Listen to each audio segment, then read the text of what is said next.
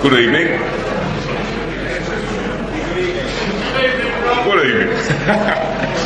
Welcome to New Horizons. If you do have a mobile phone, if you would like to put it on silent, please, thank you.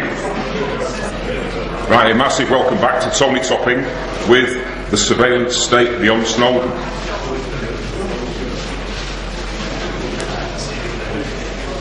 The surveillance state, as highlighted by the alternative media for years,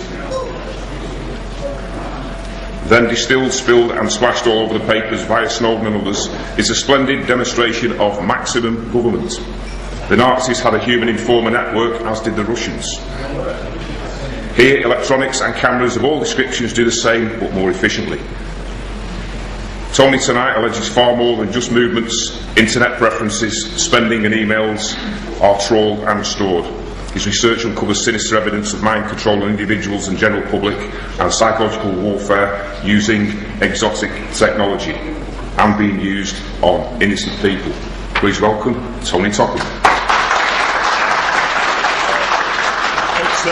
Thanks very much, guys. I hope you can hear me loud and clear this evening. I hope it's going to be a good talk. I'm reading from notes because I'm suffering from mental exhaustion. I don't look as if I'm suffering from mental exhaustion. I may look okay to you, but I am suffering from it due to targeting with advanced technology and being a person who was of interest to corrupt elements in the state of national security who had me under surveillance by popular demand because I'm known as a UFO guy. I've put the UFO stuff to one side. It's linked to it, but we're going to leave it all on one side. For those of you who don't know me, that's what I'm about, UFOs. And my UFO situation is going to be placed on one side so we can talk about my life under high-tech surveillance as a UK citizen.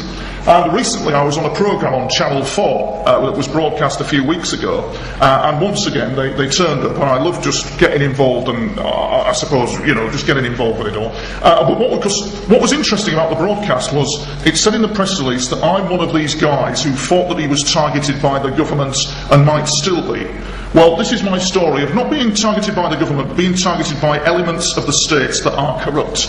And it's shocking, but I want you to know that it's an important stage in the spiritual development of all of us, and it's leading. This presentation will lead you to touch all the bases. I was involved in the business of surveillance for a number of years, for nearly 12 years in the industry. And mind control is often associated with conspiracy theories, and it has been, in fact, for 50 years. It's been an ongoing techno-political project. It was the development of the first supercomputers, systems that were developed for controlling the mind, brain and behaviour that was established. And it was part of the new science of cybernetics, according to the website ISA Act, which became public in 1948, when the American professor Norbert Wiener published his book with the same title. The researcher's project of mind control is most often classified as behaviour or cognitive manipulation, and the military took it over, and I was subjected to the most horrific neuromonitoring and carry on. So I'm one of these guys who has had the government beam thoughts into his head. I'm one of these guys who's had that happen to him in real life, and it's very, very serious. By the time you go out the door at the end of this presentation, you will be under no doubt. Okay. Yeah, so we've covered that on the fact that I'm a victim of mind control, CCTV I was involved with, and state security surveillance, and that we're dealing with corrupt elements of the state who are involved in national security in targeting individuals like myself. Where this leads to is very worrying indeed. And, it has been an ongoing project for nearly 50 years to take over the human brain, monitor it and research it. But one of the most interesting things about mind control is this little thing here, which is a parasite. And this parasite is, considering that the advertising industry spend millions of pounds on advertising to try and control you, as we'll cover this later, and convince you and control your mind to buy more things, this little beauty is a parasite which is called Toxoplasma gondii. It is the finest example in nature of mind control, because what is fascinating about it is it's the most widespread of all parasitic protozoas. Some researchers indicated that there is a possibility that this parasite may actually alter human personalities as well. It's fascinating how it manages to control the behaviour of animals and other species to cause them to die, especially rats. It controls the brain so that rats do not have any fear of cats, and it more or less navigates itself so that the rat is eaten by the cat, so it takes residence in the cat. There you go. And it's one of the finest, mind control examples in nature. And say, I am known as a targeted individual. I'm a TI. That's somebody who is targeted, who is under surveillance, who is watched to all intents and purposes. The mainstream media think that you're completely paranoid and they joke about it, but nothing could be further from the truth. And I was brutally tortured by an unelected security unit within the framework of government. And it's very controversial. And we take tremendous risks in in delivering this information to you. I'm actually at some level of risk in delivering this information to you. You wouldn't think so, but I am. I'm overtly and was covertly watched, and I was gang stalked. Gang stalked is a popular term used in mind control because it means that you have organised people gang stalking you, literally stalking you. For example, I'll come to an example, a fine example of gang stalking soon. But I was overtly and covertly watched. Now, this is interesting because a lot of people say, well, if you're under surveillance, you're covertly watched. But there's a technique called overt surveillance as well. And one of the techniques they would do with me back in 1999 when I was being monitored by them was that they would leave an answering machine message telling me where I'd just been, which was a popular thing they would do. And so what would happen is I'd walk outside my local Tesco's with shopping, and they would go, oh, he's just left Tesco's now, oh, look at the shopping he's got, look at the bread he's got, oh, or they'd leave answering machine messages with music. Or the phone would ring and somebody would be screaming down the phone telling me to shut up. And that in a democratic society, ladies and gentlemen, is very worrying. I suspected the source, and I suspected that this gentleman here is one of the people who were involved in my harassment. And that's actually a look-alike of him. And it took a lot of working out, about 14 years or so, to understand how he was involved in neuro-targeting and neuro-monitoring of me. Because he's responsible, is this man, for what's known as a control effects unit. Some people who are subversives in the UK, who are classed as subversives, are targeted by control effects. So when you think that the government is beaming thoughts into your head, this is the true story of what actually goes on. Despite the ridicule, despite the taking of the piss out of it, despite the fact that people think you're insane, this is what really goes on in your country, ladies and gentlemen, and you should be very worried indeed.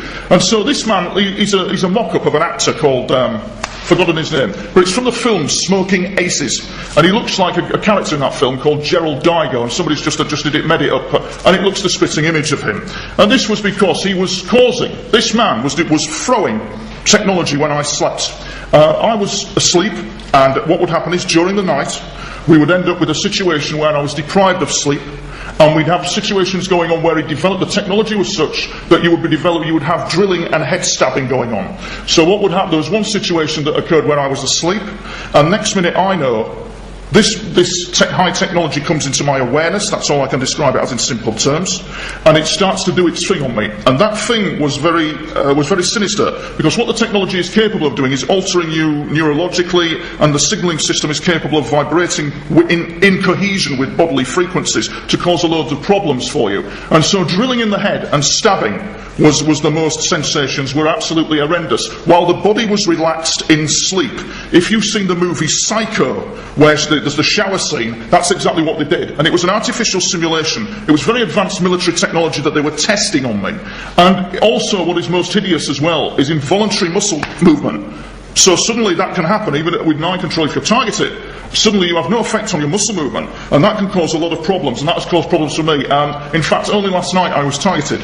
And I was trying to fall asleep at 2 in the morning, hand to the head like that. Now, some people would say, oh, that's a medical problem, but no, it's reported across the world by thousands of targeted individuals that this is actually going on. So, and we also have the sound effects of gunfire, telephones ringing, all that kind of thing, 3 and 4 in the morning. And what is interesting as well is it was on the hour, every hour as well. So there's a precise coordination to it, and the voices are coherent. Another popular thing the media will tell you is that there is people like me are obviously schizophrenic.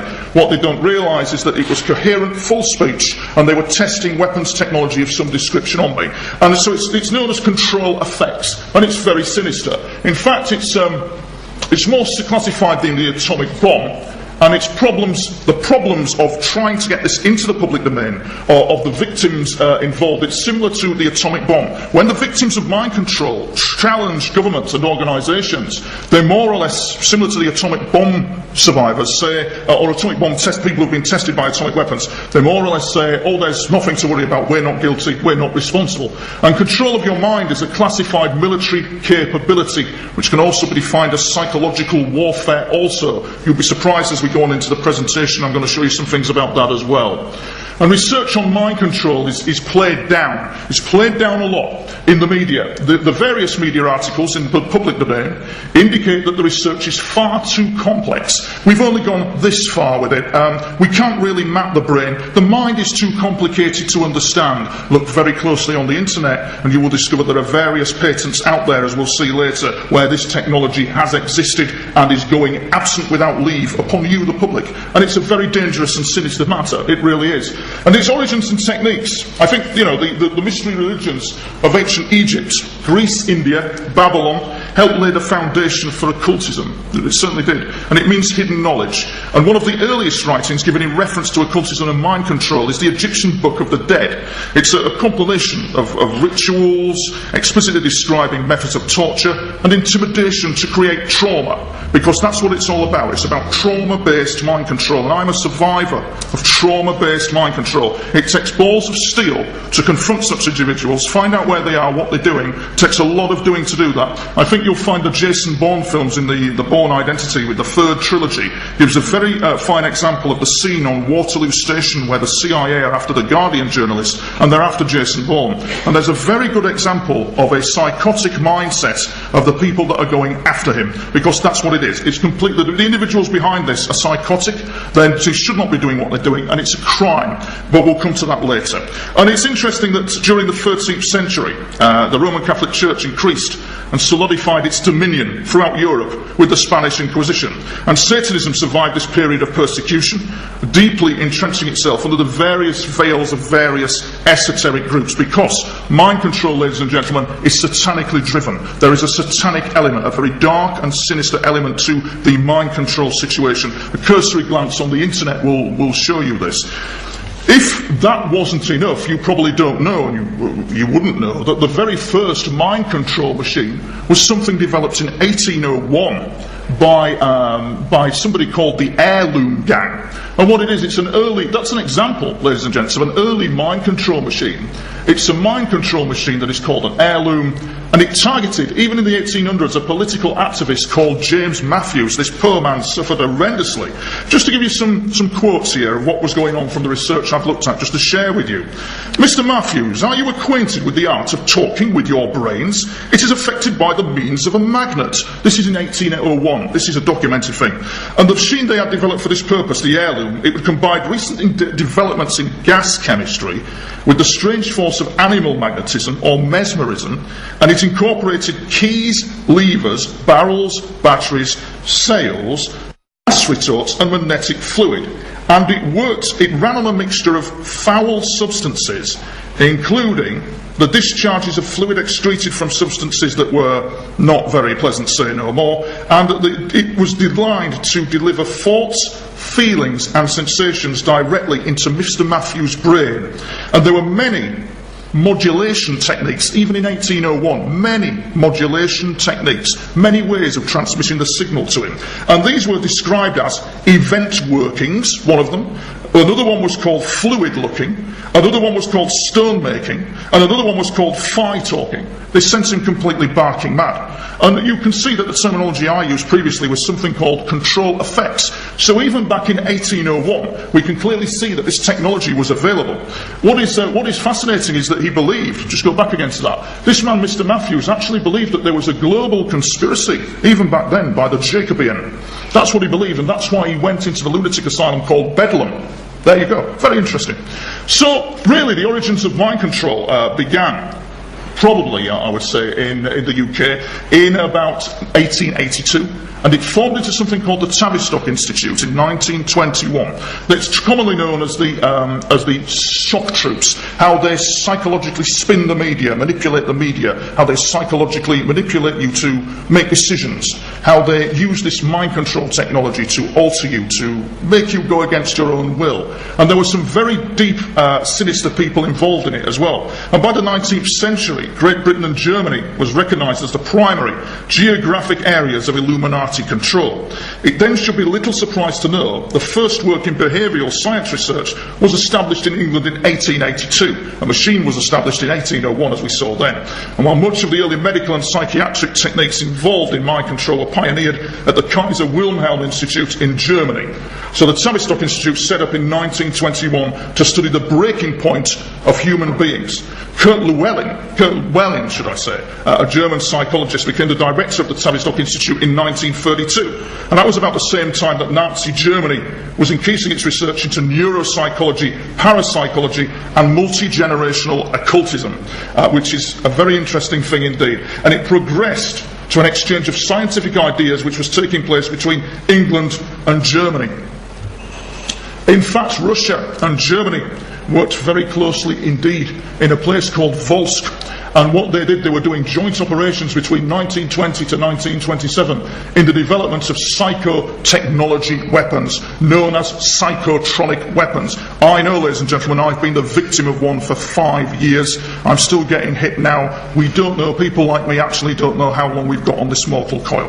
But we're hit, and it's very unpleasant, and you will know about it if you get hit. And it's very, very nasty. So even back then, in 1920 to 1927, Russia and Germany were working closely with it. In fact, Russia has developed an array, a whole arsenal of neuro-invasive, mind-invasive weapons technology that is very frightening. The other basic thing that we should cover during the course of this presentation is, of course, Operation Paperclip. Operation Paperclip was very interesting because it delivered the German scientists to the Department of Defence who were responsible for the mind control technology that we see today.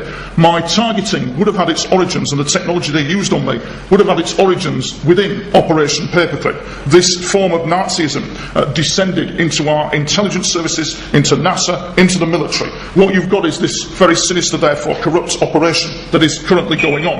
And after World War II, the US Department of Defence secretly imported many of the top German Nazi and Italian fascist scientists and spies into the United States via South America and the Vatican. The code name for this operation was Project Paperclip. One of the more prominent finds for the US was a German general called Richard Gehlen, Hitler's chief of intelligence against Russia. And this is also interesting as well because the Nuremberg Code has 10 principles that are listed in the final judgment of the doctor's trial. Most US doctors and researchers who are involved with research involving human subjects should know of the Nuremberg Code and its first rule. The voluntary consent of the human subject is absolutely essential. I did not consent to what happened to me, and they've broken various protocols. And just recently there was a lady from Finland who had recently had her life taken because she was trying to get the European Parliament to consider banning these neural mind invasive weapons. Basically, in very simple terms, a neural mind invasive weapon, what happened to me, for example, just to recap, every hour, on the hour, being awoken by sound effects, noise effects, clearly gunfire in the head, testing weapons on individual people without consent. It also breaks the Geneva Convention, believe it or not, as well. But there is a total cover-up of this within our society, and it's just extremely shocking. I'm sure you would agree with me that it is.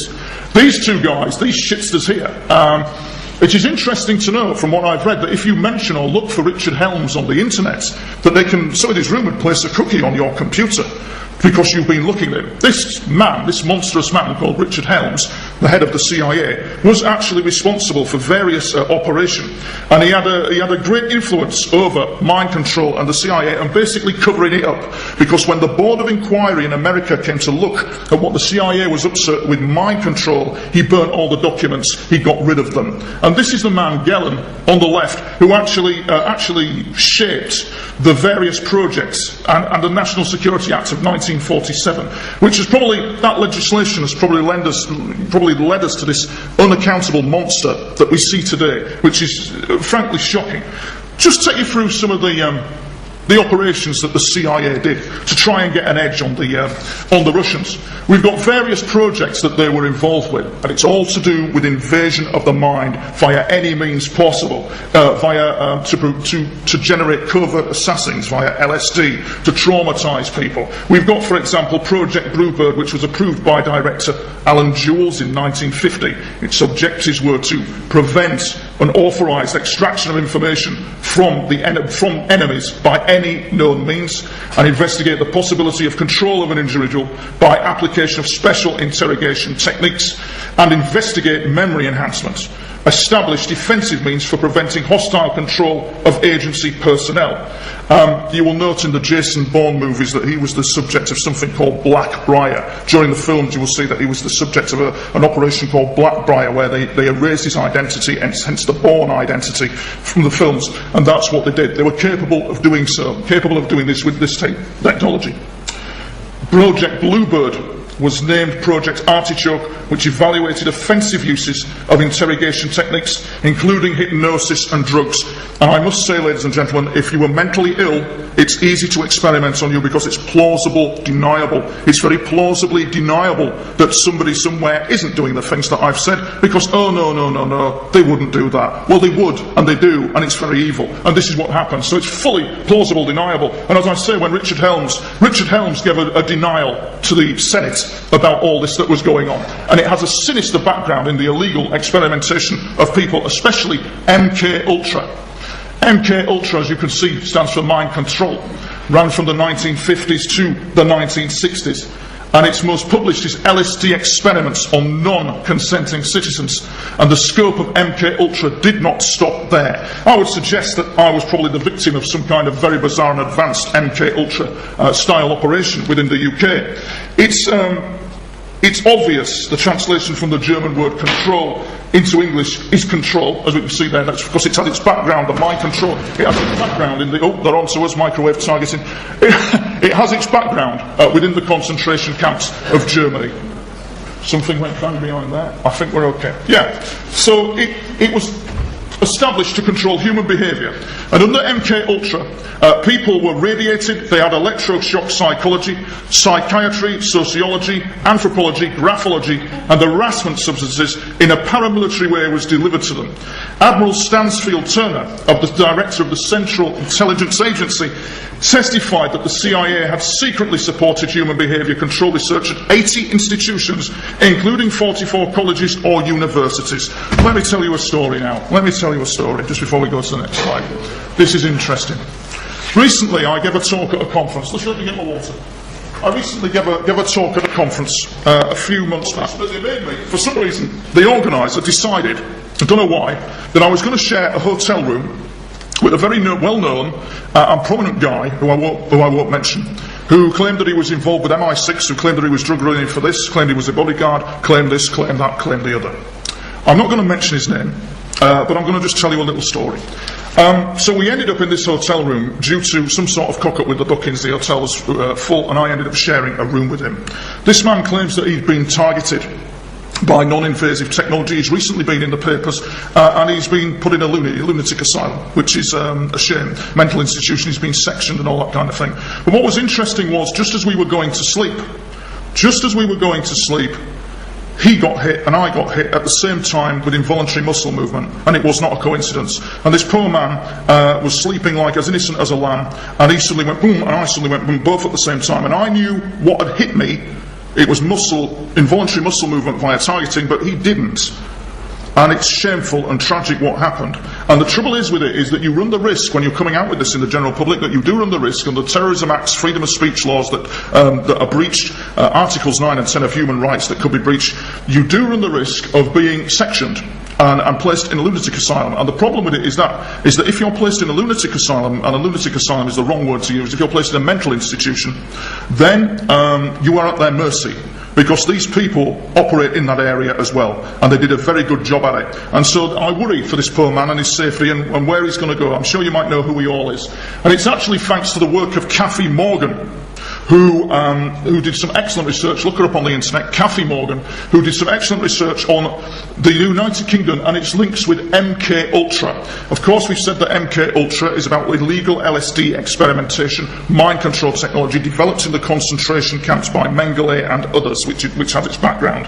This guy is very interesting. He's called Joel Elks, and he became a doctor for MKUltra, working at the Queen Elizabeth Hospital in Washington.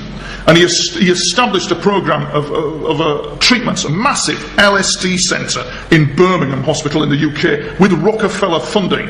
And prior to this, he had worked at Porton Down developing chemical weapons and poisonous gases. They're separate, so they're two separate entities. He worked in Washington, he got recruited by the CIA, he ended up coming to Birmingham, and for some bizarre reason established this massive LSD treatment centre and drugged everybody under the cover umbrella name of MKULTRA. So he was actually, without consent, experimenting on people. And be under no illusion, ladies and gentlemen, that's what they do, and they do it very well. You've got to hand it to them, you really have. And I do recommend the research of Cathy Morgan. And this guy, he was a covert UK contractor for MKUltra. He was advising MI6 and Porton Down. Porton Down, of course, was involved in the illegal experimentation, spraying of chemicals, which also goes on today. And it's interesting as well because he belonged to something called the Ratio Club, which is UK mind control has its origins in Prussia.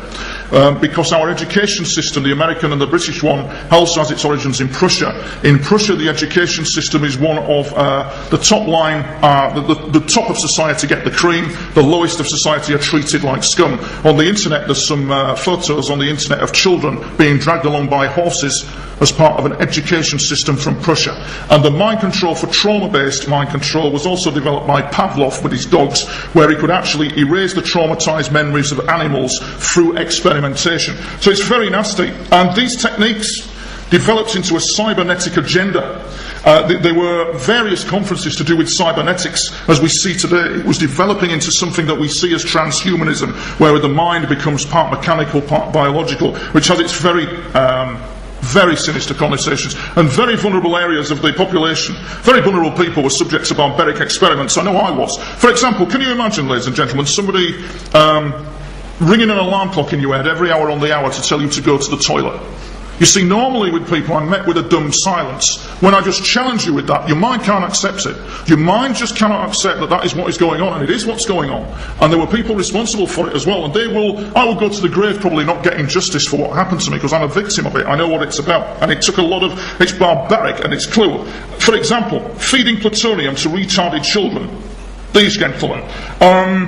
Breakfast cereal, subject pregnant women to radiation, giving children LSD daily for up to 2 years, all in the name of national security, all in the name of trying to get one over on communist Russia. It's and now currently, as we see, the system is so absent without leave, and if you look in the media, in the press, there's so much sycophancy regarding the fight on terror and the fact that people can do no wrong within the intelligence services in doing this, and it's just a very sinister agenda indeed. Ewan Cameron, this man here is probably the most nastiest of them all. He's a man called Ewan Cameron who experimented in Montreal and in Canada and in America on mental health patients without their consent. Also entrenched himself, as they do because they're very clever, into various associations, including the American and World Psychiatric Associations, and he also was recruited by the CIA's Alan Jules for millions of dollars. They were for the investigation. So it was alleged, of human ecology. Human ecology, he called it. Christ almighty, what this man was doing was unbelievable. For example, he was giving people something called psychic driving. He was putting people into comas for days and torturing them. And as I said earlier, one of the most sinister things about it for me is while they're torturing you with this mind-invasive technology, they can relax you as well. They can even switch on the neurological part of the brain that actually enjoys it. You think, you know, that you've got to wake up to it that this is what's going on in our country. Very nasty indeed. I'm going to play you a first clip now of psychic driving. It's an example, it's a concept called psychic driving, which is this constant battering of the mind of, for me it was sound effects, gunfire, waking up, doing this, doing that. It was horrendous. And this is an example. It was for me it was electronically and artificially delivered from a source point via satellite, via microwave, via radio, we're not sure. This is an example though of psychic driving. In 1957, the CIA begins funding the work of Canadian psychiatrist Dr. Ewan Cameron after reading about his new and radical brand of psychotherapy. You would basically put somebody to sleep with drugs for many days, give them massive doses of electric shock therapy, literally hundreds of times the normal dosage, and basically you would reduce the person literally to a vegetable. And the idea clinically was you would wipe out either delusions or depression or psychiatric symptoms, and then when the person came back to their normal self, which would take months and months and months, the psychiatric symptoms would be gone. This kind of clinically induced amnesia is of special interest to the CIA. Dr. Cameron agrees to take his treatment one step further. In addition to de-patterning his client, he would attempt to re-pattern in new thoughts and behaviors. The CIA funded this experiment because if you could take a person who's an enemy agent, erase that personality and put in a new personality, you have a convert. At the CIA's instigation, Cameron devises a 3-step brainwashing experiment. The 3 parts consisted of, first, what he called de-patterning, which was the use of LSD and intensive electroshocks. So that's phase 1, is wiping the slate clean. Second was trying to program in new patterns of behavior by playing tape-recorded messages hundreds and hundreds of thousands of times. The final phase was a 2 to 3 week period where Cameron would put patients to sleep using barbiturates to try to suppress any recollection of what had been done. Yeah, so as we can see, it's very interesting how the brainwashing and the psychic driving programs would manipulate people, and what he did was absolutely shocking. Although you won't hear him in the mainstream media, because luckily, ladies and gentlemen, Canadian families sued his ass, and also, may I say, and I shouldn't really say, he died in a mountain climbing accident as well, which is what he deserved. There is an horrific documentary, look it up on the internet, by ABC News, done in 1976, regarding the activities of this man and the activities of mind control by the CIA. It does happen, it really does, and it is going on in our country, and a lot of people seem to accept that is what is happening. Now, another guy that's of interest to me is this man called Jose Delgado. This man, it's interesting. I'll tell you what's interesting about this clip that I'm going to show you. He developed a technique for stopping a bull via a button. So what he'd do with via radio waves, he put an implant in the bull's head, press the button, and it stopped it in its tracks. What is interesting is the mindset. As he's on camera speaking, you look at his mindset, because he starts talking about the erasing of personality and this, that and the other. And on the research that I've read, he erased a child's identity. Because you see, that's interesting, that single sentence, he erased a child's identity, means that there is a driven, psychotic, evil mindset behind what they do. And this is the man who developed the first kind of implant technique, and he's using it to stop an animal, as we'll see here. Mind control research is not new. A scientific milestone in this area came in the 1960s, when Dr. Jose Delgado demonstrated remote control over a charging bull. By connecting a radio antenna to electrodes inserted into the bull's brain, Delgado proved that the animal's aggressive impulses could be thwarted by electronically manipulating the bull's muscle reflexes. Do you realize the fantastic possibilities if from the outside we could modify the inside? Could we give messages to the inside? But the beauty is that now we are not using electrodes. In recent years, Delgado has shown that the behavior of monkeys can be altered using low-power, pulsating magnetic fields. But in these experiments, there were no antenna implants. Any function in the brain, emotions, intellect, personality, well, could be perhaps modified by this non-invasive technology.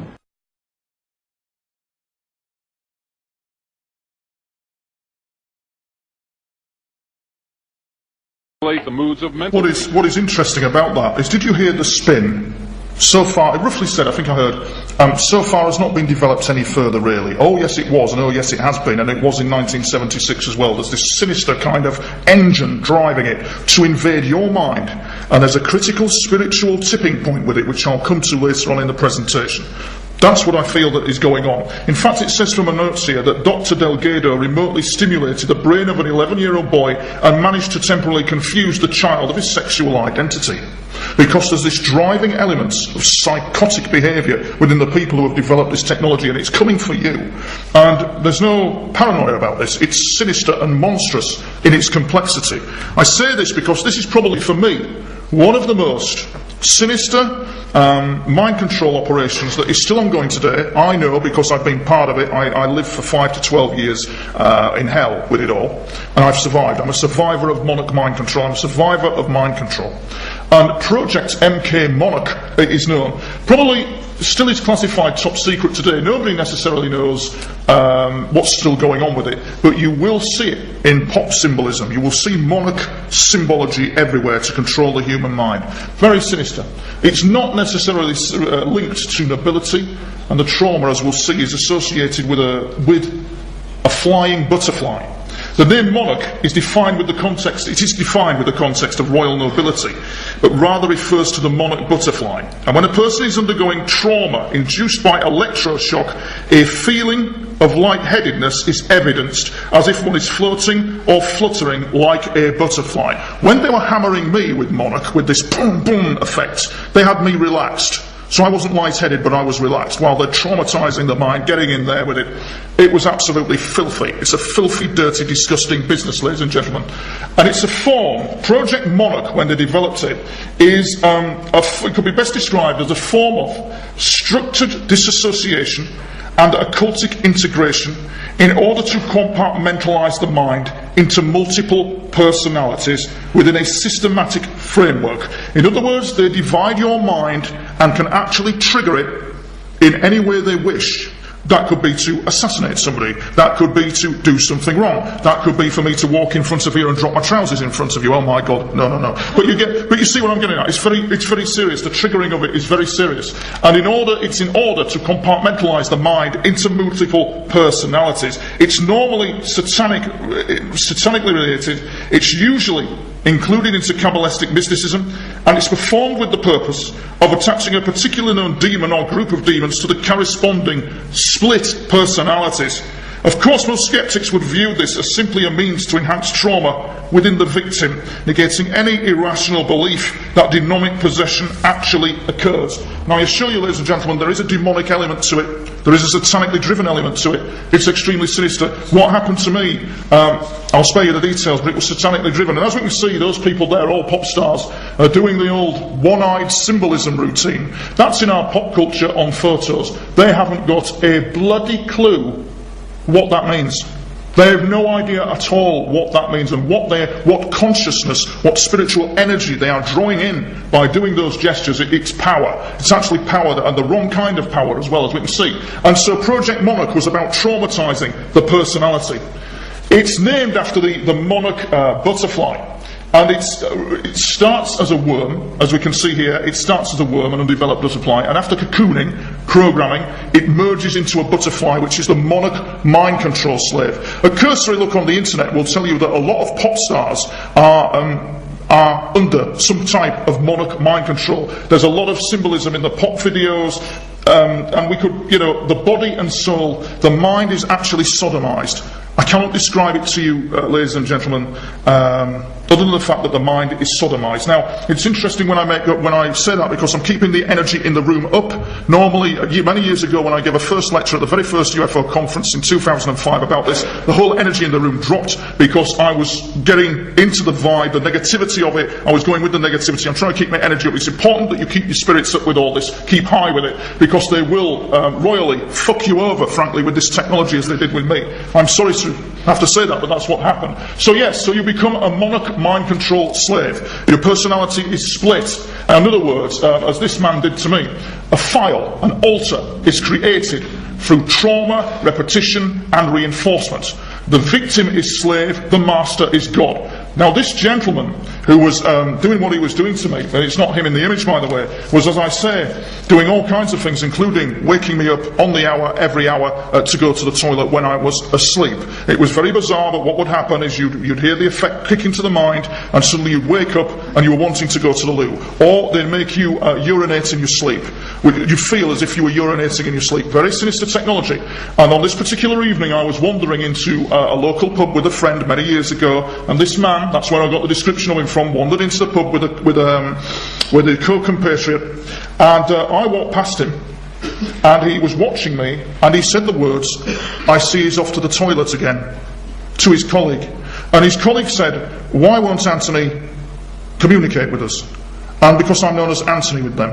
It's a very risky strategy standing here talking about this. It's not easy to talk about it, but that's what they were doing. And so I'm his slave and he was the God. He was my controller. He was controlling me remotely. What I'm doing is speaking out in public about what went on. Because the man is very dangerous, and they enjoy diplomatic immunity. They enjoy immunity from prosecution. They are under cover of national security. The President, the Prime Minister, recently signed laws away for our democracy so that the intelligence services have more control and power, and yet you've got these wankers in the background doing this to people. I'm sorry to swear at you, I'm sorry to, but it gets me, it just gets me very, very annoyed. Interestingly, when they've shattered your mind, and given you these multiple personalities within Monarch mind control, there's kind of like trigger words that they use to trigger people. I'll give you an example, not quite correct, but for one of the things they'll use is a house is a house is a house. A house is built on a stable foundation. Now, as an example, that could actually be a hypnotic trigger under MK Monarch. That's an MK Monarch trigger. It is actually used. I recommend the Illuminati the Illuminati formula on the internet. If you look it up, it's the manual of how they do what they do, and it's very complex indeed. And it was done remotely to me. Some examples then of the levels of programming that we have. These are delta, gamma, omega and beta. I'm just going to share these with you. These are kind of like brain states. These are levels of brain wave state, from delta wave, gamma wave to omega. I was what's known as beta kitten. And that's very personal to me, what they were doing. But in my battle with them, which is not, I've not saw, this is the first time you've heard it here actually, I was actually beta kitten. They would trigger me in certain ways, which triggered beta kitten programming, due to the fact that I have one hell of a bloody life, with a lot of abuse and a lot going on. And I was ideal. I was absolutely ideal for these people. I had the victimology, I had the ideal profile to be targeted by them. So these are the levels of programming: delta, gamma, omega, beta. Just to give you a couple of examples, ladies and gentlemen, alpha is regarded as a general or regular programming within the base personality, and it's characterised by extremely pronounced memory retention, so along with substantially increased physical strength and visual acuity. So they really ramp it up. Beta, which is what I was under, referred to as sexual programming. I'm sure you could only imagine, ladies and gentlemen, what that was all about, but I'll spare you the details. It's referred to as sexual programming, and the programming eliminates all learned moral convictions and stimulates the primitive sexual instincts devoid of inhibitions, and these can be known, the reason why it's called kitten programming or beta kitten programming in the pop industry, and make an informed choice on this.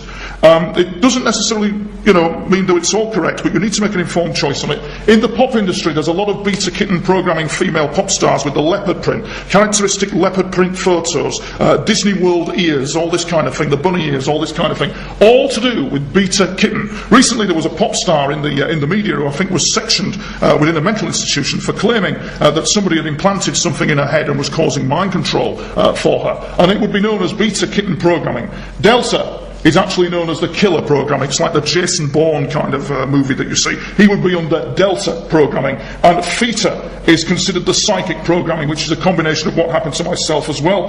This is to do with dream invasive technology. It's to do with psychic invasive technology, and it's very, very unpleasant. And these are the kind of levels of programming within the brainwave that they can neurally monitor and look at. They can actually take a fingerprint of your brain. These are known, for example, if I was to walk to that door at the back there, I'm looking at it now. This now causes what's known as an excitation potential within the brain. And what will happen is that causes a peak signal that will be very unique to me. And that peak signal can be looked at, monitored by a printout or an oscilloscope, and it's a unique fingerprint, a unique digital signature on an oscilloscope. And so they could actually map it. What is interesting, ladies and gentlemen, is that the media claims that that's not happening. It is. They've fully mapped the human brain with all its emotion clusters, all its signature. They've fully got it mapped. They really have.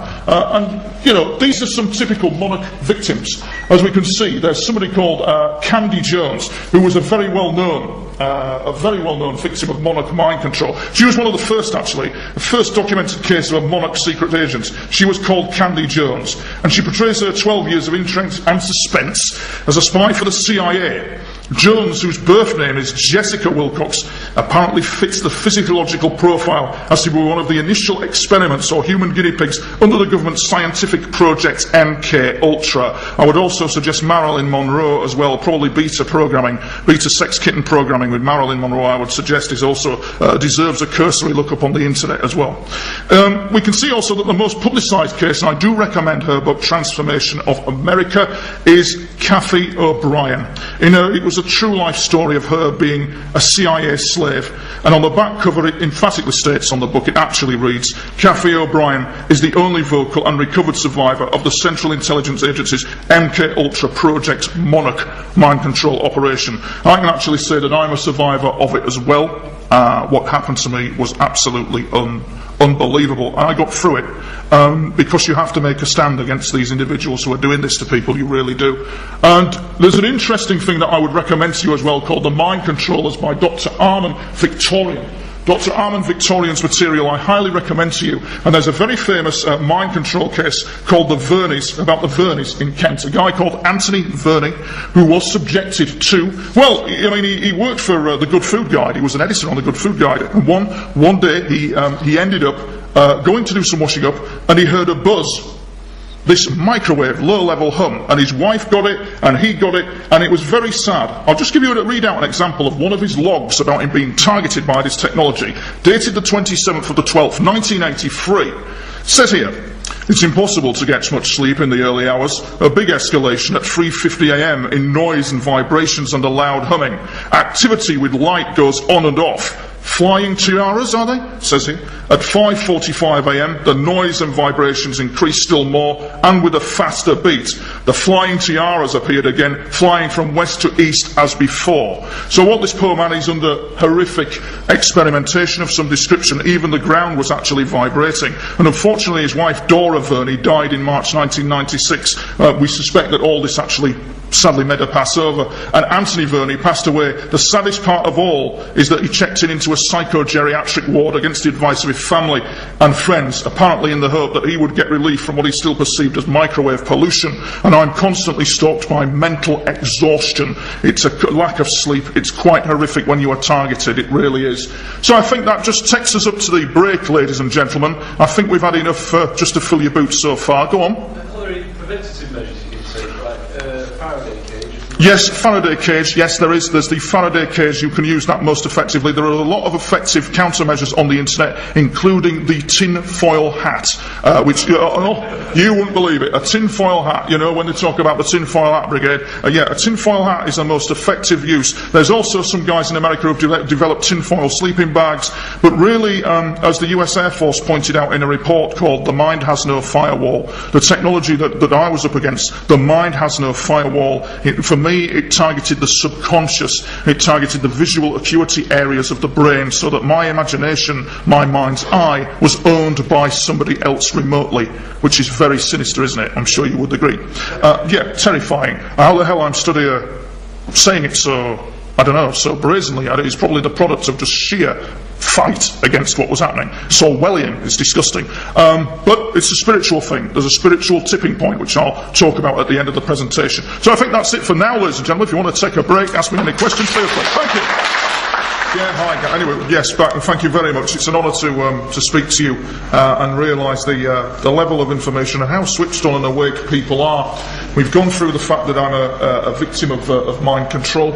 I've gone through the fact I'm a survivor of ritual abusive mind control by an element that is in our national security infrastructure, masquerading, and this spin masquerades as they're there for your protection. It is certainly a surveillance state that is beyond Edward Snowden. It wants your mind, not just your email.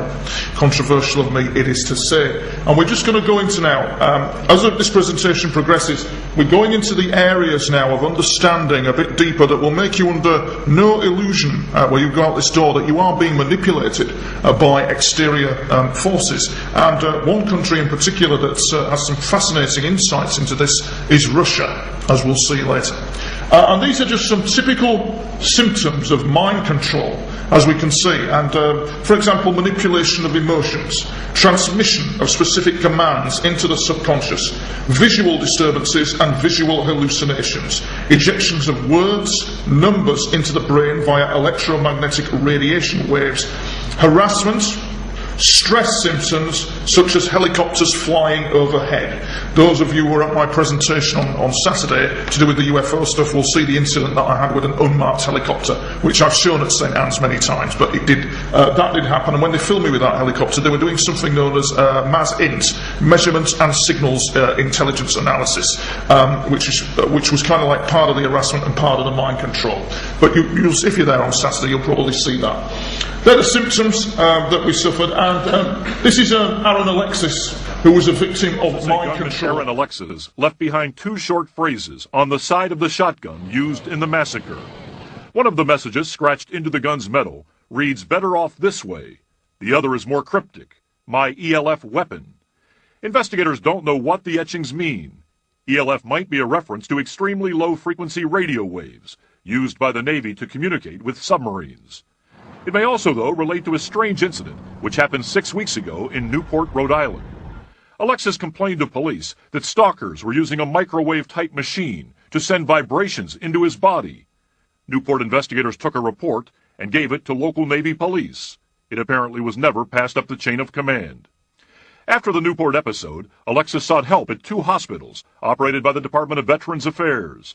Government records show that on August 23rd, Alexis visited a VA emergency room in Providence complaining of insomnia. He received medication to help him sleep. Then 5 days later, on August 28th, he refilled the sleep aid prescription at a VA medical center in Washington. The Department of Veterans Affairs also revealed that Alexis was on partial disability for orthopedic issues and ringing in his ears. He received disability benefits totaling $395 a month.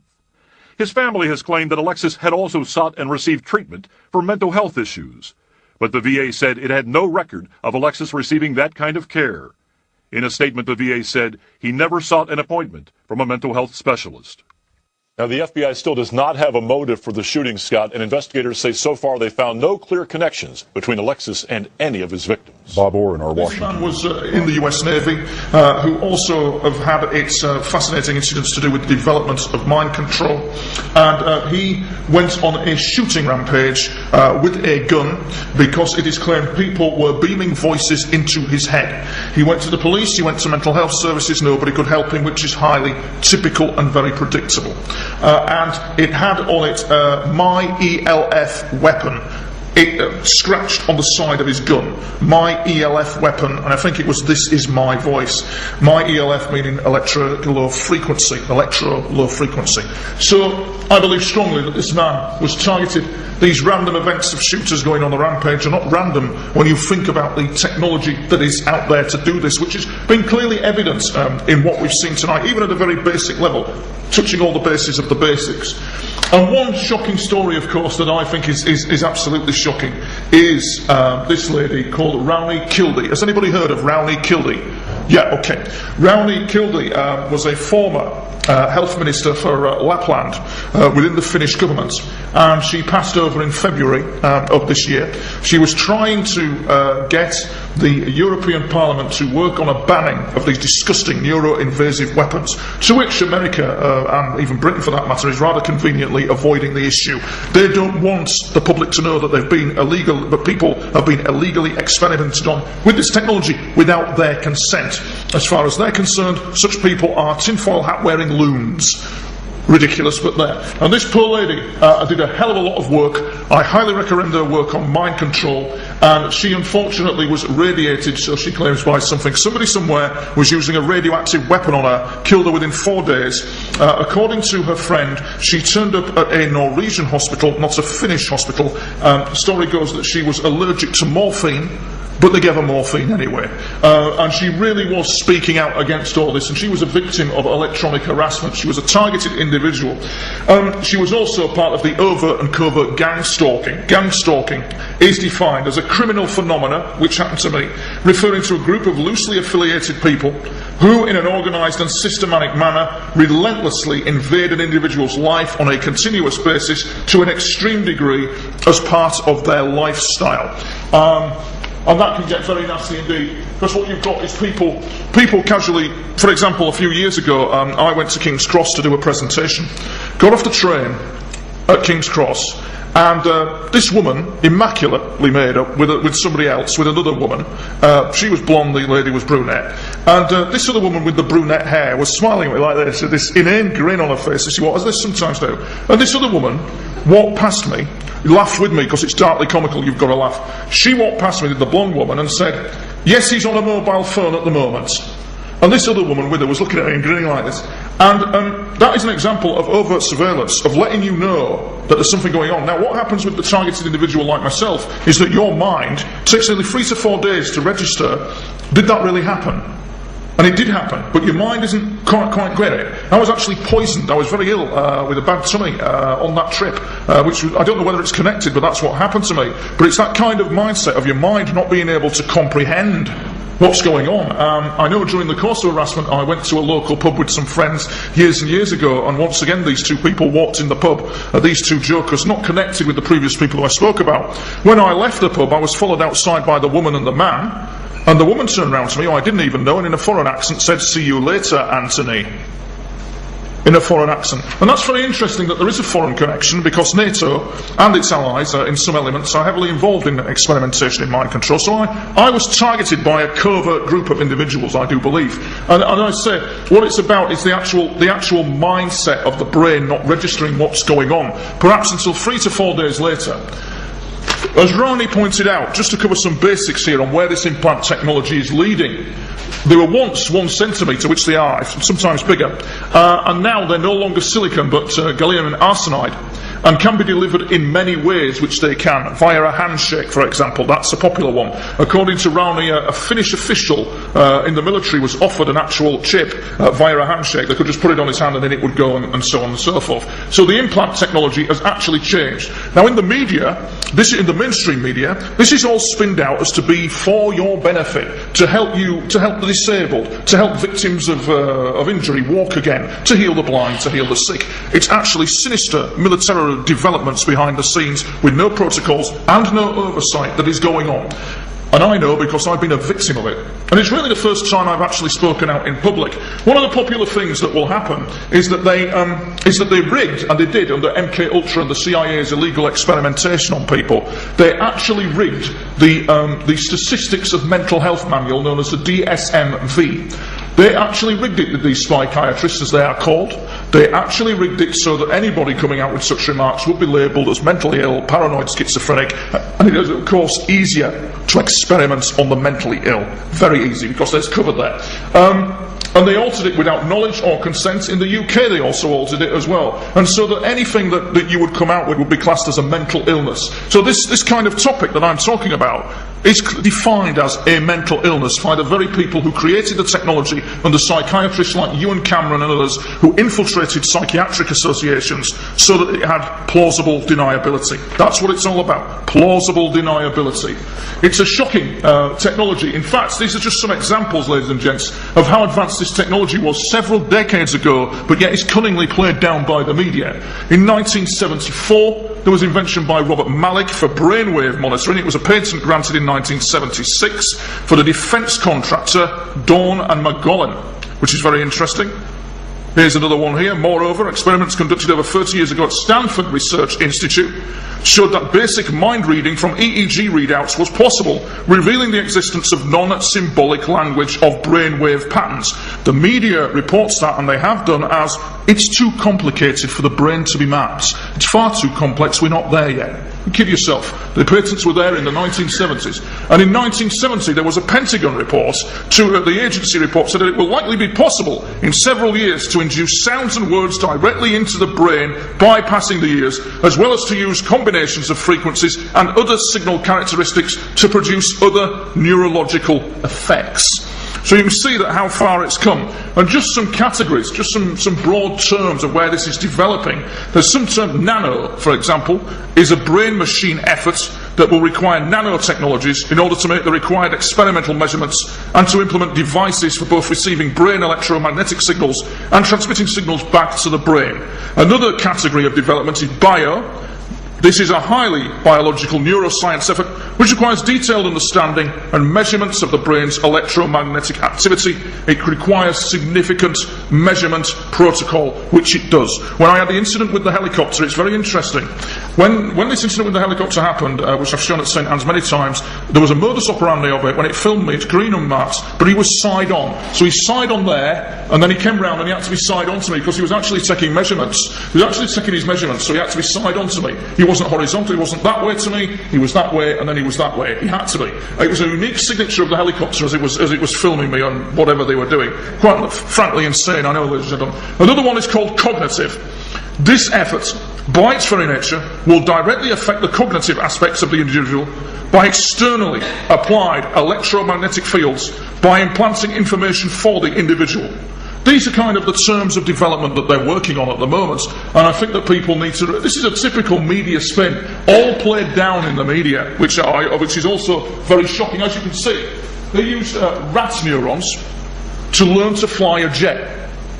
And what the most sinister one of all, which I thought was quite sinister, is miniature human brains have been grown in the laboratory.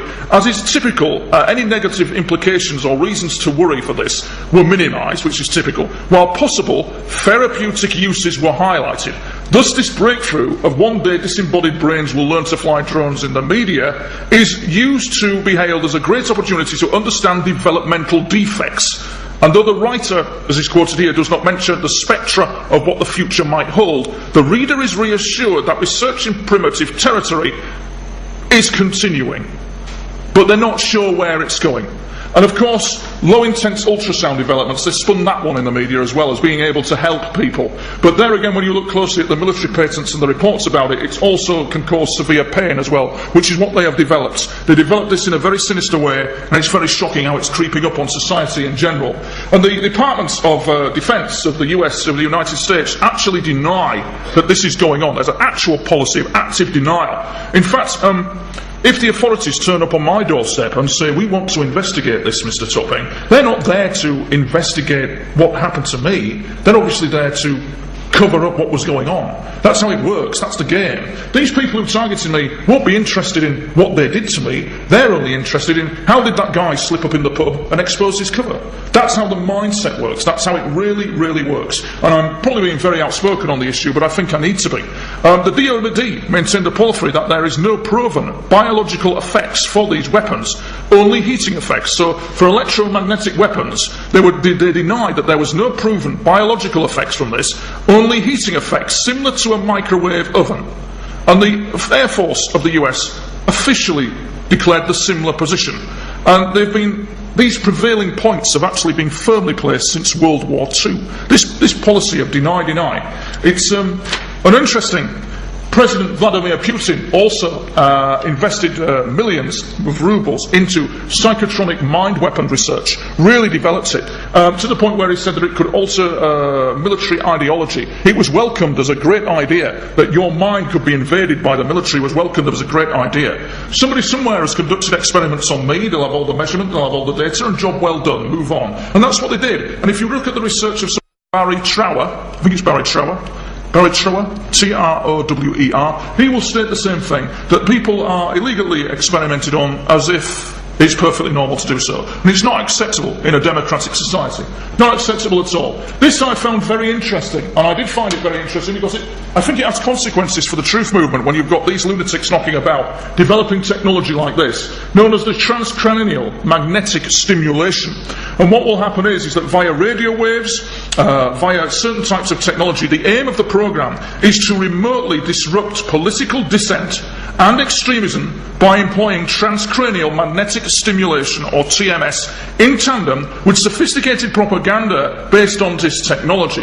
TMS stimulates the temporal lobe of the brain with electromagnetic fields. Once the research group determines which parts of the brain are associated with cognitive reasoning and narrative comprehension, they will attempt to impair those functions.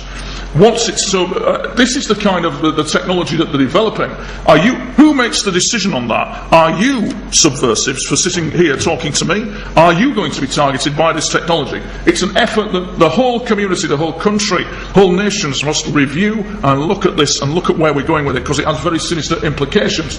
Just recently, I don't know whether you've watched Judge Judy, she went to pieces on one of her broadcasts where they had this spate across America of presenters just suddenly talking complete and utter gibberish. Bruce Willis as well on GMB, Good Morning Britain, talking absolute gibberish, put it down to jet lag. He suddenly just lost his thoughts and he just went absolutely incoherent. This is an example of this incoherency at work, and I've reason to suspect, as other researchers, that this is actually mind control of some description targeting two TV presenters. I think it's the lady on the right. Just watch. Rock County Bureau at the Janesville Gazette. Thanks, Margot.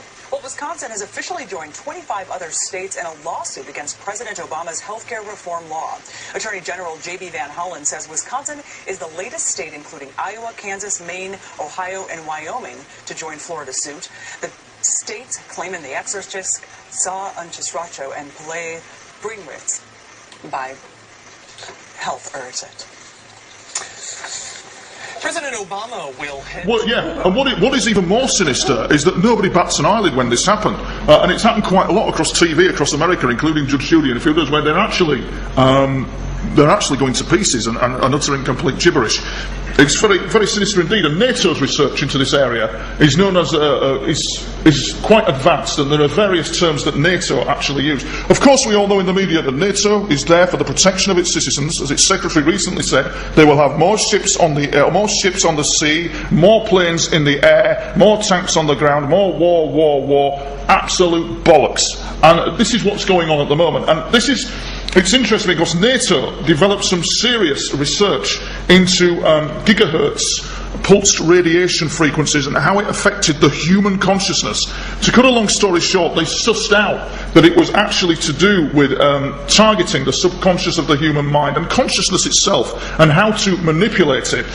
One guy raised objections, some very, very serious objections to it, and actually said, and he was a very well-known researcher at the conference, that this was very sinister as to where it was going. The developments of it was very sinister. There is also a guy, as reported in Nexus magazine, who is called Thomas Narut. And what he said was, he was a US Navy psychologist who claimed that the Office of Naval Intelligence had taken convicted murderers from military prisons and used behaviour modification on them, and then relocated them to American embassies throughout the world. Now, this Navy psychologist was called Lieutenant Commander Thomas Narut, who worked at the medical centre of the US Navy in Naples, and he was talking about this to a group of 120 psychologists at a NATO conference in Naples. And he indicated that it was an excellent place for people to find captive personnel, mentally ill people, so they could experiment on them and train them into assassin. And of course, Dr. Narut just answered questions. It had obviously cocked up. They shouldn't have let this information out. The press were asking questions to him, and he revealed how the Navy was secretly doing this. Sometimes later, somebody called Dr. Alfred Zatani verified these remarks because he was at the conference as well. Sometime later, Dr. Narut surfaced again in London. He disappeared and retracted his remarks. The Navy retired him under mental illness. So that, this is what's going on behind the scenes. And of course, this moves us then into the world of perception management. This is where it gets the duality of mind-invasive technology and also the manipulation of the human mind, as we can clearly see. We are now moving into that area, and it's a conscious and intelligent manipulation of the human mind. And this guy, Edward Bernays, is the guy you need to look at, who manipulated public perception and the public mind, and we see some of his elements of his spin in our society today. So be under no illusion that you are not being manipulated, because you are, by external forces. The conscious and intelligent manipulation of organised habits and opinions of the masses is an important element in a democratic society. Those who manipulate this unseen mechanism of society constitute an invisible government, which is the true ruling power of our country. Do you know that he was the man behind you having the full English breakfast? He was the man behind eat bacon and eggs on a morning. He was the guy who wanted to turn the unpalatability of eating pork, pig's bacon, into something more palatable, so he developed this advertising campaign to eat bacon and eggs. He was the man behind it, Bernays. This is another one that he did as well, which I found darkly comical. This is absolutely fascinating because it has a relevance to today's spin, what we see in the media. What he did like a Wag the Dog. Have you seen the film Wag the Dog? Dustin, where they rigged this fake engineered war in God knows where. Well, Bernays did the same thing with this poor guy, who was the president of Guatemala. This man was known, he was the president of Guatemala. And it's actually, the term Banana Republic comes from the actual originated reference to a company called United Fruits, who Bernays did public relations for. And it was an extreme operation of political propaganda against this man. He conducted it on behalf of multinational corporation United Fruits. They overthrew the government of Venezuela, the president of Guatemala, this is his name, Colonel Jacobo Arbenz Guzman. What is darkly comical is they told everyone that the Russians were in Guatemala, and therefore we've got to go in for freedom and democracy and remove him. And they did that as legitimate public relations spin. That has very sinister connotations for the world we see today. This is Bernays on how he explained how he popularised smoking among females for a cigarette company. Spin, mind manipulation. The man was a master. I'm sorry. One day, Mr. George Hill, president of the American Tobacco Company, or the largest, maybe the largest tobacco company extant at that time, called me in and said, we're losing half of our market. And I said, why, Mr. Hill? He said, there's a taboo by men that does not permit women to smoke, either in public or even at home. What can we do about breaking down that taboo? I said, have I your permission to see a psychoanalyst? He said, what did it cost? I said, let me ask. So I called up Dr. Brill, who was one of the great disciples of my uncle Sigmund Freud. Said, what will it cost, Dr. Brill, for me to have a little conference with you on a question that is of importance to the people whom I'm working with? And he said $125, which at today's purchasing power would be about 20 times that. So I went to Dr. Brill and I asked him what cigarettes meant to women. And let me say in parenthesis that cigarettes at that time were not regarded as dangerous to your health, because that had not been found out yet. In fact, they were regarded as symbols of manhood. Little boys smoked them to prove that they were older than they were. And they were regarded as symbols of importance in the society, giving pleasure and so on. So I went to Dr. Brill and asked him what cigarettes meant to women, and he answered very quickly, cigarettes are torches of freedom to women. They want to smoke to dramatize man's taboo against women by not permitting them to smoke, and that's why they want to smoke. And then he added as an afterthought, and they titillate the erogenous zones of the lips. Here I had my $125 worth of knowledge. What could I do with that information? I decided that there were 2 days of freedom in the United States. One was July 4th, political freedom, but that was no good because people were in the country using firecrackers to celebrate the day. They were permitted at that time. This was some 50 years ago. The other day was Freedom of the Spirit, Easter Sunday, and it occurred to me that any young debutante who was aware of the times and of herself as a woman being discriminated against would be delighted to walk in the Easter parade with her bow to dramatize the idea that cigarettes were indeed torches of freedom, to validate and to invalidate the taboo against women smoking. So I called up a debutante friend of mine, asked her to get another friend and 2 young men whom they liked, and I also instructed them on how to give information about what they did to the newsreels, weekly newsreels, to the newspapers, to the 3 important press associations, the AP, the United Press, and International News Service, and to walk from 34th Street to 57th and back and forth, lighting torches of freedom to protest man's inhumanity to women by a taboo against smoking.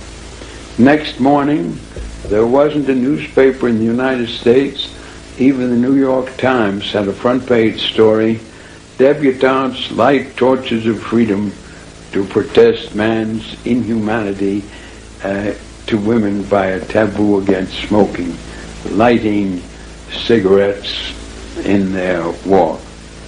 The interesting thing to me was that within 3 days, the newspapers, without any intercession on my part, published accounts that women were smoking in Union Square in San Francisco, in Union Square in Denver, and on the Boston Commons, and to my surprise, within 6 weeks, on their own, without any intercession on my part, the League of Theaters, which had a ban on women smoking in the smoking rooms under the orchestras of every good theater in New York, lifted the ban and women were allowed to smoke.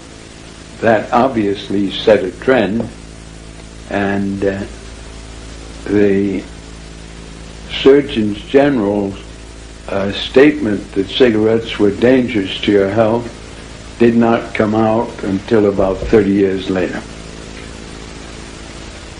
So you can see what he did there, Bernays, was he manipulated public opinion so it was acceptable for women to smoke. He was a master at it. And what is even more sinister is that this is classic Bernays spin. In fact, if you look on Twitter, there are certain individuals on Twitter that are justifying war with Russia, and that's all very complicated with the Ukraine. But it's the same format. What it was like, this spin was created by Bernays to bring America into World War I, to justify to the American public that it was legitimate for them to all be slaughtering each other on battlefields. And he came up with this beauty. This is one of Bernays's. He is keeping the world safe for democracy. Enlist and help him. How many times, ladies and gentlemen, we heard the spin, freedom and democracy. We are defending freedom and democracy. And cunningly, very cunningly, populations are being manipulated. You will read on the internet of the fact that it was Bernays, Levin and a few others who developed this technique, but actually one of the guys who was the most amazing master at developing a technique was this guy called Gustave Le Bon. Has anybody heard of Gustave Le Bon? Yeah, well, he was a crowd manipulator, and absolutely and he wrote a book called The Crowd, all about the psychology of crowds. That's why I'm doing a presentation with you tonight, because if I stood here now without this, you'd probably be bored stupid, because a crowd moves on visuals. It makes its decision on visual information, and he knew that back in the 1800s. Here's just some interesting quotes from Gustave Le Bon. Study him very closely, because he's the man behind the propaganda manipulation that Bernays took techniques from. We've got, for example, crowds being only capable of thinking in images, are only to be impressed by images. It is only images that terrify or attract them and become motives of action. Very interesting. And this is another one which I found staggering. The voice of Galileo or Isaac Newton will never have the last echo among the masses. The inventions of genius hasten the march of civilization. The fanatics and the hallucinated create history. 1800, he knew the score. Mussolini, Hitler, all great dictators study Le Bon. He's the man. That's where Mussolini and Hitler studied. That's how they got their crazed following, studying this man's techniques, Le Bon. The masses have never thirsted for truth. They turn aside from evidence that is not to their taste, preferring to defy error. If error seduces them, whoever can supply them with illusions is easily their master. Unbelievable. And what is interesting is that's the book The Crowd, and I highly recommend it to you. And there was a fine example of last week on the BBC of The Crowd in Action, where a certain comedian was asking people to donate to the BBC thing that they did on an evening, the Comic Relief Project. I think raising money for charity is a good thing when done correctly, but what I noted and what was interesting was the classic Le Bon kind of Bernays spin, when the guy stood there and said, please donate to us, please donate to us. And what happens is that the crowd moves on images. The whole masses of the UK move on that single image of emotional projection from the comedian, and they just voted. It didn't matter what the data was, it didn't matter where the money was going. No, they just voted to donate money on the sole representation of a visual. And that's the work of Gustave Le Bon. There's some other, that's an example, yeah. The example is Comic Relief, as I said. The other guy, of course, is Chomsky. Now, Noam Chomsky has some very interesting thoughts, and he's going to listen to the audio of Noam Chomsky because it introduces you to control of the media in a very basic way, and we're moving into a very little-known operation of analysis by the Russians called Metravra-Voda. No, you probably wouldn't have heard of it. It's very rare information, and it was taken from a long story of how I got to know this information. It's worth a look at on the internet. Just going to play you a clip of Chomsky. So the major issues of 20th century history show the United States is propaganda, the industry. In fact, it extends obviously the systems that which the industry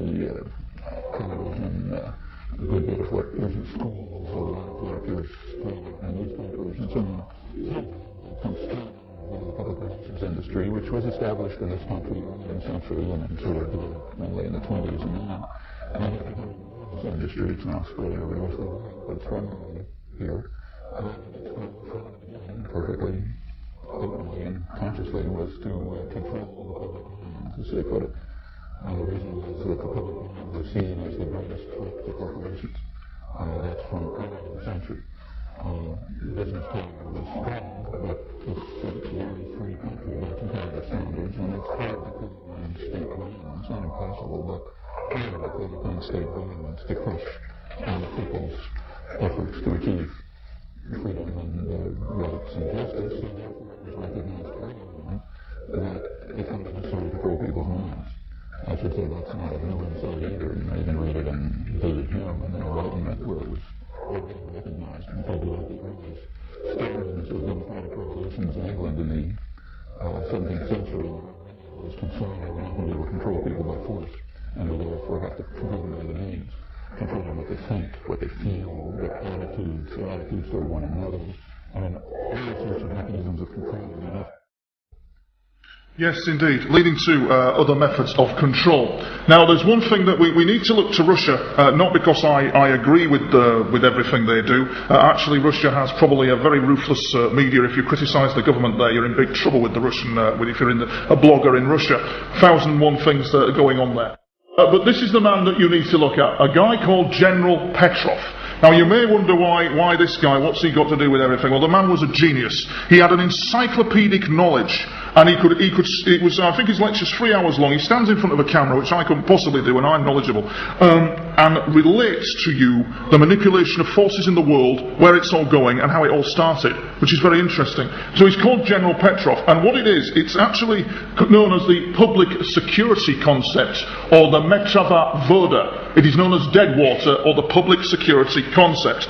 It is, quite simply, a report which I learned from the Russian psychic spies. I studied their website, which is at newcosmology.com. It's a website called newscosmology.com, and there are some very interesting articles tucked away on the internet that nobody really knows about. These guys of the KGB were involved in psychic espionage under a unit called Troop 10,003. And what Russia did, on the Federal Security Bureau of Russia did a report about the operations of the Illuminati as a function of national security threat to the Russian state. It vanished off the internet, but what was interesting was this guy, General Petrov, also did a conceptual groundwork, an understanding of how something like the Illuminati, it's actually known as an intelligence assessment of the movement of forces that control the many by the few for human resources from ancient times. And this knowledge is known by Russia, and it's very important in the world affairs and for the whole endgame of this presentation. What you've got is a nation that clearly understands the manipulation of these forces. The other governments, as a matter of national security, are also aware, but we've got this spin in the media of the Russians are the bad guys, the British are the good guys, the US are here for freedom and democracy, and this is creating conditions for conflict. And the Russians clearly stood this, and they clearly understood it. It is interesting to note, however, not only did the Russians understand this, but tucked away in a book by Chapman Pincher, and I figure their Trade is Treachery, one of the books Chapman Pincher wrote, is this little reference to something known as Section 5. Section 5 of the KGB, it's Section 5 of Romanian intelligence, and what their job was, Section 5, was to actually, it's called the Directorate of the Counter-Sabotage of the Securitate of Romania. What their job was to manufacture conspiracies against the West within the mainstream public media. The more outrageous, the better. The more amusing, the better. Therefore, you have to be discerning.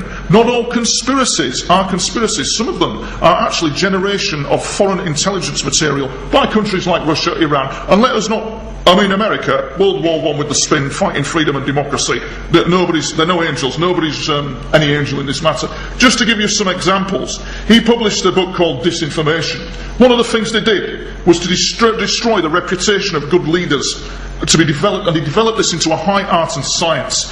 One of the popes, Pope Pius III, I think it was, personally saved countless Jews from Hitler's Holocaust, but was transformed into a Nazi sympathizer. The the spin is directed to anti-defamation, anti-Semitism. That's what the spin, there's no getting away from this, that's what the spin is directed at. You have to be very discerning when you're looking at this information. And it's been a constant target of defamation, Christianity and Judaism. This man claims that the Soviet bloc disinformation machinery seeded anti-Americanism in the Islamic world and generated today's international terrorism. I recommend a documentary by the filmmaker Adam Curtis called The Great Lake, which is very revealing and indicates how the Americans also managed by their own wrongdoing in Afghanistan to actually kick off the war on terror. But this man claims that that's what they did. And the more outlandish the conspiracy theories, the better. They actually claim that they were the people, this Directorate of Counter-Sabotage, who were responsible for telling the American people that Kennedy was assassinated by his own government. Disinformation? I've no idea. You've got to be discerning. You certainly have. But this is the rare, coming towards the end of the presentation now, and this is the rare kind of information that I found absolutely fascinating. This is called Testament of the World Ruler. It's a very rare document tucked away on the internet. It's not even in Lights, not even in Google. It is a document about political control of society.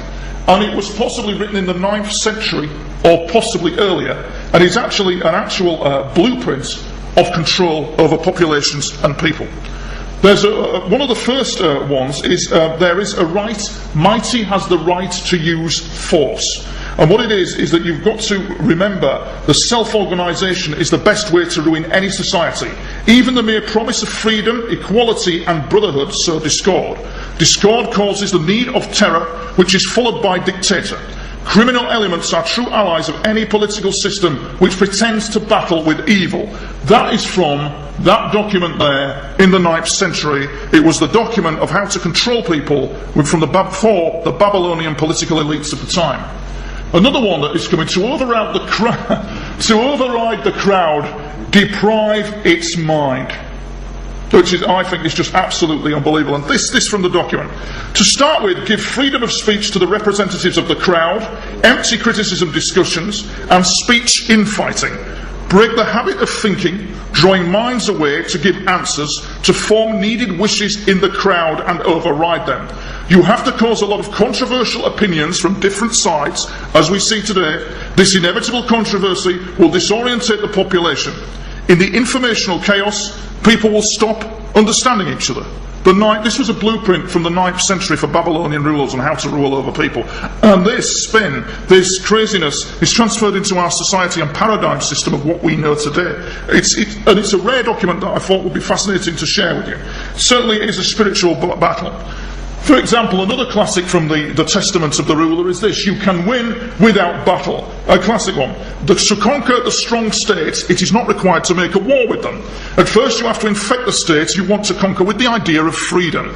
For example, by proclaiming freedom of enterprise at your own state and giving imaginary freedom to those who seek personal gain, loudly praise your economic success, which arrived at if due to the freedom given to the people. Your opponent's nation, public, notice this and rise up wanting the same prosperity in their nation, and they rise up and collapse the nation into chaos, welcoming any foreign intervention. Written in the 9th century, it's on the New Cosmology website. It's called The Testament of the Ruler, and it is a fascinating document to read. And I think that the battle is certainly a spiritual one, ladies and gentlemen, and that's the point of it. That was the point of our whole journey this evening. In 22 minutes, you have sunk in a hell of a lot of information, because a crowd is moved by visual. A crowd is moved by words and visual. And in 22 minutes, you've gone from point A to point B, which is amazing. This is a typical example of Illuminati symbolism. Illuminati is a very ancient force. A lot of people say it's conspiracy loon. A lot of people say it's a fable, it doesn't exist. They show you they're out there and treat them with respect because they are there. Illuminati are a very real force. And that's a typical one in a cartoon of the all-seeing eye, that symbol there. You see a lot of people doing it. What they're saying, or what they're technically saying, is we approve of his undertaking upon on high. What undertaking are they approving of that is upon high? They don't know. I certainly have seen it, and it's something very ancient, and it's monstrous, and it creeps upon you. It's formed itself in manipulations of societies. It's developing mechanisms into the human mind. It's a masterpiece conspiracy of the very highest levels. We can see here, for example, that one there. That is esoterically, I do strongly believe, I found it too disturbing, but I was going to put the one on where she's, this is Rihanna in the video Umbrella. There's actually one, but I find it too disturbing because it triggers me. There's actually one where she's dressed in silver in a triangle in that pop video like that, and her arms are up like this, and she's forming the devil's horns, and they've actually analysed the angles of her arms and everything, and they've suddenly equated that it's not natural for her to be in those positions. It forms the image satanically. It forms a satanic image.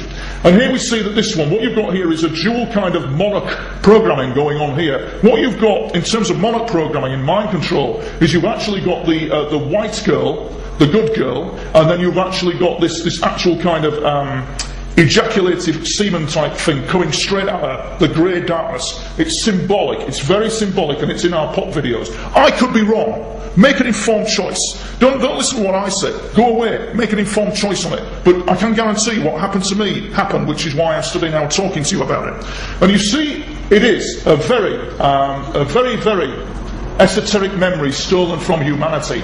And that is what it's all about. That is the lead up. It's all spiritual and the domination of the spirit, of a lost consciousness. If you look at the work of a guy called Robert Masters, he wrote a book called The Path of the Fifth Way. And within that is an incantation that I still use to this day called Sa Sekem Sahu. Sa meaning the breath of life, and Sekem meaning the word of might. But it's this point here. Very interesting. Sahu, the realised human. Realised divine consciousness. That's what it's all about. And it's an ancient memory that's been stolen from mankind. And I've come to you to give you this presentation at great personal cost to myself. I've been targeted, I've been hit. It's not easy, and but it's worth the battle when you realise that this is being slowly stolen from us. So I think, and I hope tonight, that I've covered all the bases that you need to know, and when you go out the door, you'll be under every impression that there's kind of like, maybe from this presentation this evening, a wake-up point in you, or suddenly going, yeah, that is what's going on.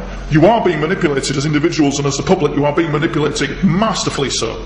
And so that ends my presentation for this evening. 25 minutes, you've taken in a hell of a lot, and I thank you so much, and I thank the support of the organisers for listening to me this evening. Thank you very much.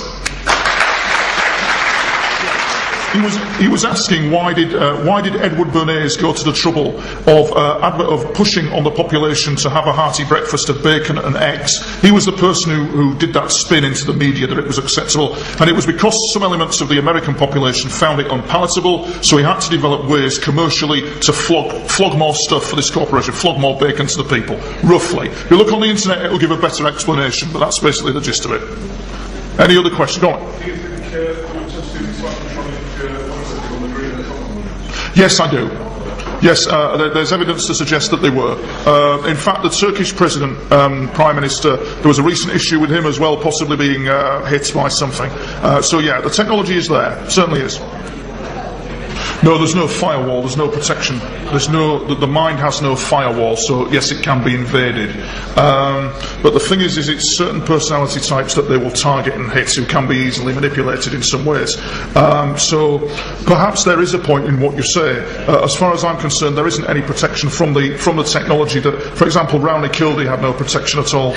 And she didn't know. The problem with it is this: she couldn't tell whether her thoughts were hers or whether they were being artificially induced by an external source electronically, and there is no protection from that, which is very worrying.